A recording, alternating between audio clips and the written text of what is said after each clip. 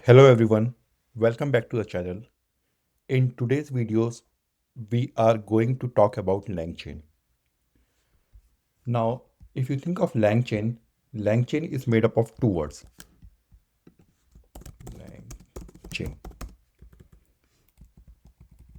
First is Lang and the second one is chain. Now the Lang stand for language or large language models. Whereas the chain represent the idea of connecting multiple steps together. Multiple steps together. Where the output of one step become the input to the next step. So let's understand both of them step by step. So when I say Lang in the Lang chain stand for the large language model, the Lang chain support many model provider. As you can see in the image, it almost support all the major providers like OpenAI, Anthropic, and even the open source one, or I will say open weight ones like Llama and Mistral. Now, when I say it support the multiple provider, you can think of it in this way that in order to call OpenAI, they have a different API.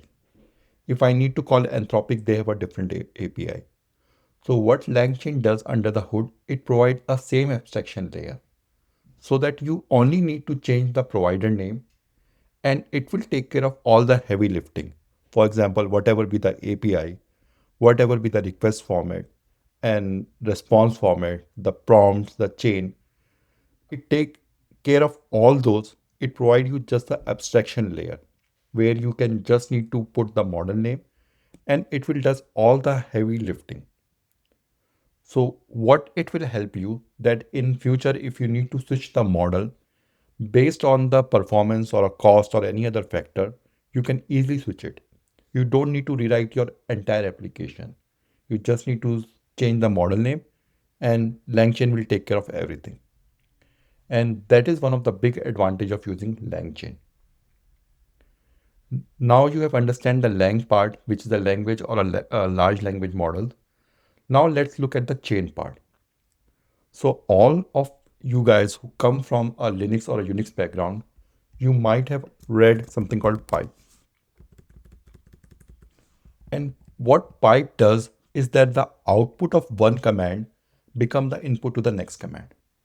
So let's say if I go to my terminal and if I execute a command, for example, ls, what ls does, it's going to list out all the files and directories in this particular directory where I am. And if I use the pipe operator and pass it to wc command, so what wc will do, it will do the word count. So here what is happening that the output of this ls command will become the input to the wc command. Now let's understand this with the help of the how LangChain does the same thing, how LangChain follows the same philosophy.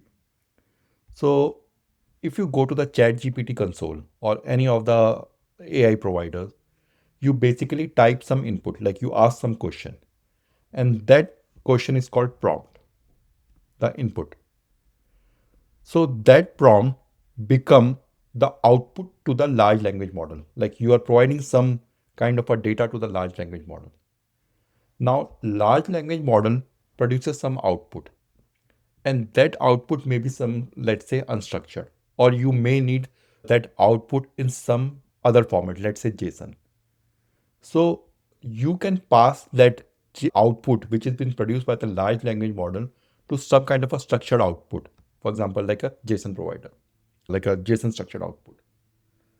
So as you can see, the chain part is like when the output of this prompt become the input to this large language model, and the output of this large language model become the input to the structured parser. So the ability to chain multiple steps together is what makes the LangChain powerful. Now, if you want to go deep dive into this topic, Check out my 4-month course.